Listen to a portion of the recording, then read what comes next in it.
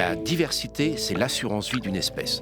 De quel droit notre génération irait anéantir effectivement ces diversités qui viennent de la nature?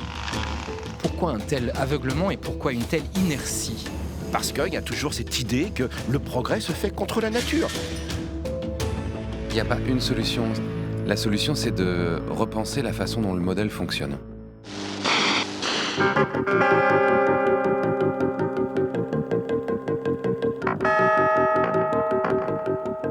En agriculture comme ailleurs, il faut bien reconnaître que dans la longue course à la productivité qui a marqué ces 20 dernières années, on a quelquefois été un peu emporté par un certain gaspillage en énergie sur lequel on peut aujourd'hui revenir.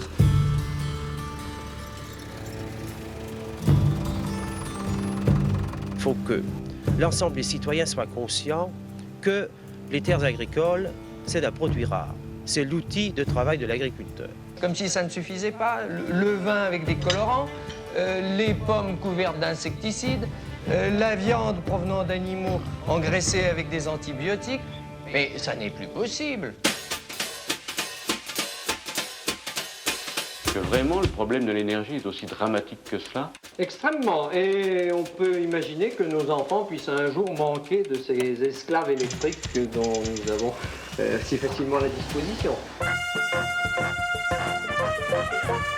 Il a suffi d'une vie d'homme pour qu'on voie la carriole à cheval détrônée par l'automobile, dépassée elle-même par l'avion, puis par la fusée. La science, à partir du moment où il est devenu l'instrument extraordinaire de la connaissance objective, a perdu tout contact, toute racine avec le problème de la finalité et est devenue instrumentale.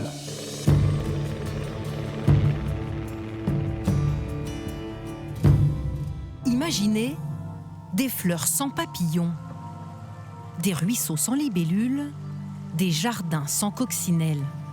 Selon les scientifiques, un monde sans insectes pourrait devenir réalité d'ici à la fin du siècle. On est en train d'entrer dans la 6e extinction de masse.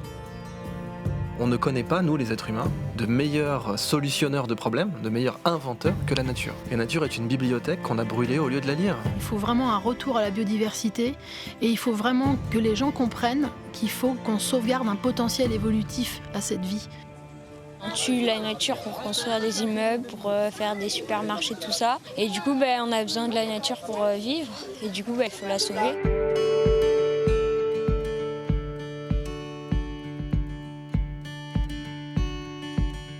La nature a quelque chose d'extraordinaire, c'est qu'elle intègre dès le départ du développement durable. C'est-à-dire que rien ne se perd, tout se recycle. C'est vraiment vivre avec son écosystème et c'est vraiment se préparer à l'après-pétrole.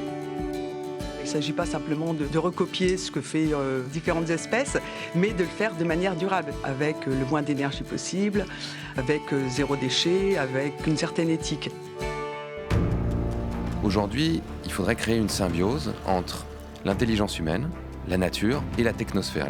Le fait que les êtres humains soient capables de raisonner, d'anticiper, d'organiser, de comprendre le vivant, leur permet d'utiliser ce que le vivant sait faire par lui-même. L'objectif, c'est de montrer que quelqu'un de mon âge peut quelque part avoir chez lui un endroit où il va développer la biodiversité, il va permettre à un écosystème de fonctionner. Quelque part, c'est retrouver une forme d'harmonie, quoi.